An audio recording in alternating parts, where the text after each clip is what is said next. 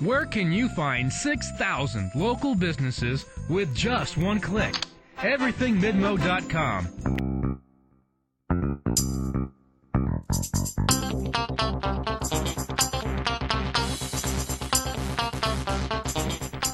Hello and welcome to the Columbia Daily Tribune's Behind the Stripes webcast. This is sports editor Joe Welljasper along with Tribune football beat writer Dave Matter. Dave, we didn't do a webcast last week because you were indisposed with having your first two children. Yes. Congratulations. Well, for the record, my wife had them, but it was quite an adventurous week, so I'm here to still live to tell about it. Got the hospital bracelet bands on here because we'll be visiting for a while. Mm-hmm. The Connor and Jackson are their names, actually, and we'll be seeing them a lot in the NICU for about the next 3 weeks.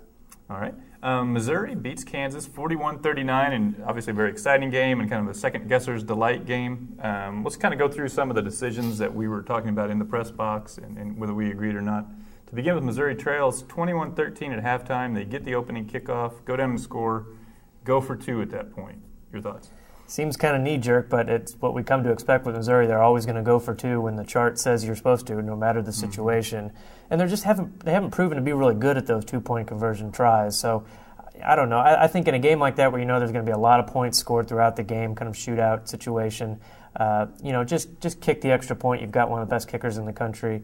Take what you can get, and then hopefully you come back with a situation later where you can make up the difference. And Missouri almost got bitten by missing out on the PAT later in the game when it really would have been nice to have the 1 point, but it all worked out, obviously. They really do seem to be a slave to this chart. Yeah. And I think it sort of replaces some independent thought. In a situation like that, like you said, if they're playing in a monsoon against Nebraska and that very well may be their last chance to score, fine. But like you said, that game you knew was going to end up in the 30s, if not the 40s. And so, and they're not very good at two-point plays, I think, is the other issue. If you got some plays in your back pocket, then maybe, but they have to call a timeout, and then that they come up with is sending Gabbert running to the right. I wasn't a fan of that call. That's going to be a trend we see developing here. All right, Missouri gets back in the game, though. Of course, they're trailing. Let's see. At this point, they were down by 3 points. About 3 minutes left in the game. They face a 4th and 4 at their own 39. Gary Pinkel decides to punt. What did you think of that?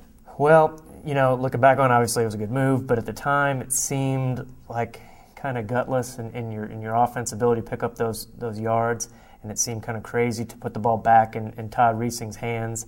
But I think it's more about not so much trusting your defense to get the ball back, it's just trusting field position, because if you try to convert and you don't get it, you're giving Kansas the ball on your own 40-yard line. They're going to score a touchdown, and then you're really going to be in trouble. You don't know they're going to score a touchdown. Well, they had been all day, so I don't know. They had been scoring quite well from their own 2-yard line. That's right, but maybe you just trust the field position more than you do your own defense, and it worked out, so he didn't have to explain the method behind the madness there too much, and at least could joke about it. But it just seemed like a really high calculated risk at that point. And there's no guarantee your punt is going to land at the 3-yard line right. either. I mean, it could have easily gone into the end zone, and they get on the 20, and then what advantage do you really have? My problem, too, is that you if you go for it, you're putting the game in the hands of probably your best two players. Your best player, Danilo Alexander. He's obviously a good option at that point. Defensively, you're not stopping anybody. So to me, okay, let's say you don't make it. They get the ball in your 39. Well, if you get a first down either way, the game's probably over. So whether they get it from your 39 or their own, what's the difference? It worked out great for them, but right. I think if it happened again in the next game, I would still say you should go for it in that situation if you're in a game where you can't stop the other team. Sure. I think the fact that on 3rd down they lost 3 yards, maybe that impacted the decision a little bit, and he lost confidence in the offense ability just to move the ball a short distance. I think that might have had a big factor in it. Okay, so now Kansas has the ball at their own 2 or 3 yard line. 2 pass plays in a row, so in both incompletions, so obviously it looks better if they're complete. But basically, all they need is 1 first down. They try to throw it twice in a row.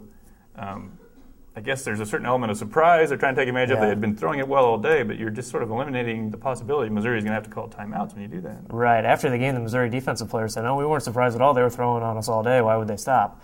But when you think about it, with the time of possession that they could have used there, They were running the ball pretty well with the second back that they brought in, and we looked at it. I mean, if you just run the ball for even 0 yardage, you make Missouri call one timeout, you run the play clock down, you can punt with about 1:10 left.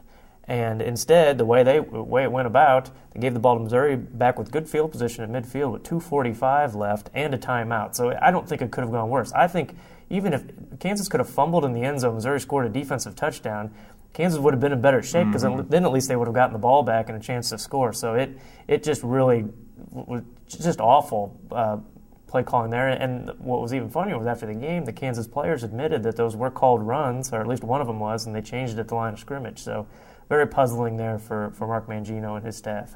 Okay, then the final situation is Missouri, obviously, they get the safety. They get a big run from Derek Washington to get the ball down to about the 5-yard line. And I think there's maybe about 50 seconds left or something at that point. At that point, Pickle decides to take a knee twice to kill some clock and then kick the field goal rather than trying to go in and score a touchdown. That's another one where I wonder if that loss of yardage on that earlier third down may have scared him a little bit into trying to run the ball there. And maybe with a young quarterback who played really well in that game, maybe he just doesn't trust him enough there and he has more faith in the kicker. I don't know. It's hard to know what's running through his mind in that decision. It was you consider it probably the conservative call to kick the field goal, but in the end it might be a little more risky because if you miss it, it's over. If you take a few shots and at least try to run the ball, they run it pretty well on that drive, they can get it in. So that was another one that they lived to tell about and can kind of laugh about afterwards, but a little strange there. I think that was a good move by him, although it's hard to sit here now and say, it's a 27-yard field goal, the guy never misses, but he'd never face pressure like that. Right. And it's not just him, it's also the snapper who can get the yips. It could be the holder. A lot more can go wrong when you sit there and everybody in the place knew for about 5 minutes, okay, it's all going to come down to this kick. Yeah. So that is tough. But I think it was smart because, and now I'm thinking for Kansas, if I'm Kansas at that point, I think I just let them score if they want to run the ball. Sure. Now you're going to get it back with 50 seconds left.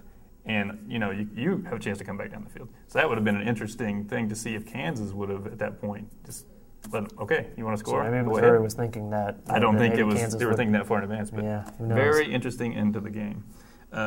It really accentuated, I think, also the value of Grant Ressel to this team that they were so certain he was going to make that they're willing to not even try to score a touchdown. Yeah. They just kind of put into words what you think his value has been to the team this year. Well, I don't know if in the long run we'll look back at him being better than Jeff Wolfert, but I will say I think he's more valuable than Jeff Wolfert ever was because Wolfert was kind of like icing on the cake for Missouri's offense. They never really needed him to score all those points that he did because their offense was so explosive and had so many great skill players. But I just looked at the numbers, and Wolfert's 3 years as Missouri's kickers, he averaged his point production represented 22%, 23%, and 25% of Missouri's points.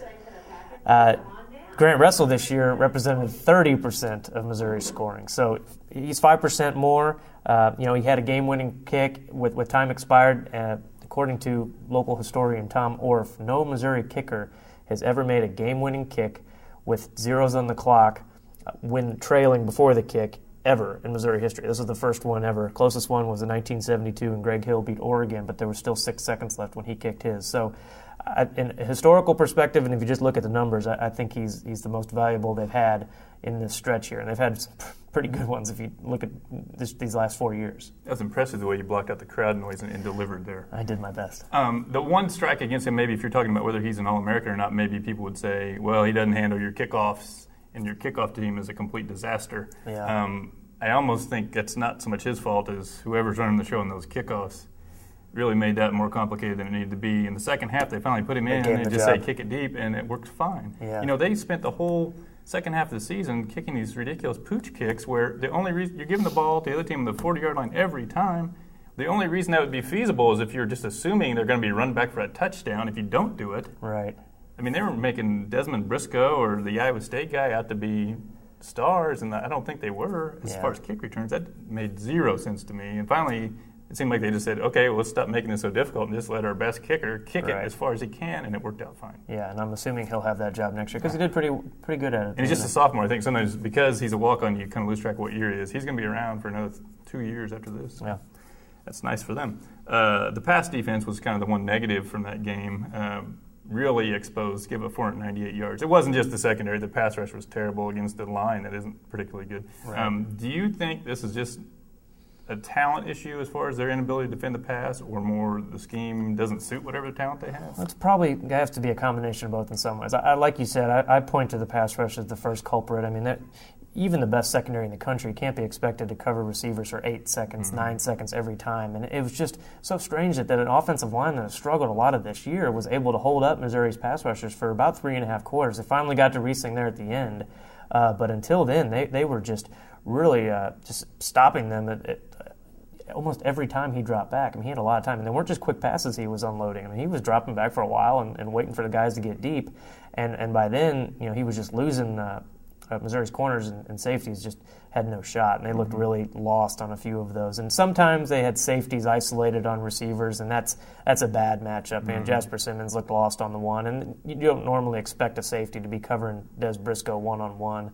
But the corners weren't doing a very good job either. I did like what Kip Edwards did. He seemed to be the one guy that wasn't getting abused and made a few plays, made an interception. So I think he's a bright spot in the future. But the thing about Missouri secondary is everybody comes back next year. So you're not going to have a lot of automatic turnover. It's just going to be the same guys. You got to see if they can play better and if they can change things up a little bit.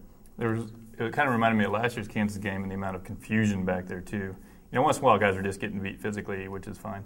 But on the first touchdown pass, you've got Geddes and Kenji Jackson arguing before the pass was ever actually caught. Yeah. And then another on the other one, like the corner route to Meyer, it looked like Jasper Simmons misread it and nobody's covered Meyer. So it seemed like some of those old confusion problems that have cropped up. My other one concern maybe with Missouri secondary is you see a fair number of Missouri's defensive backs who look better when they show up on campus than they become. Like Carl Geddes seemed like he was a lot better as a freshman. Yeah. Going back a little bit, Darnell Terrell was the same way. Like the longer they're here, the worse they get, which is disturbing.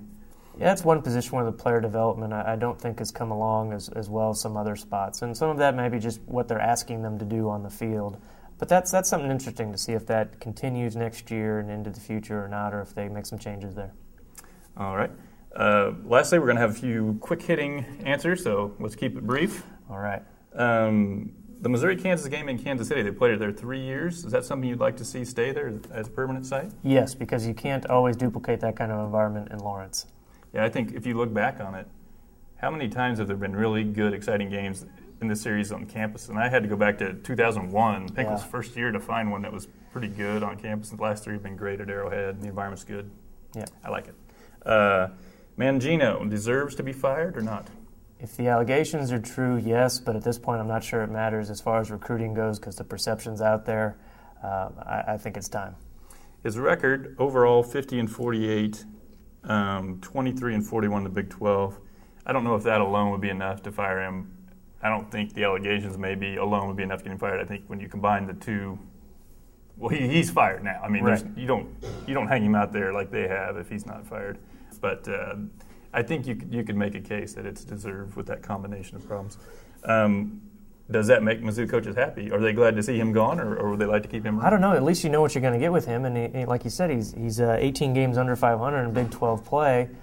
He's been decent against Missouri, but recruiting is not that great. What they have coming back, the bulk of this team that's had the good 2-year run in 07 and 08 is gone.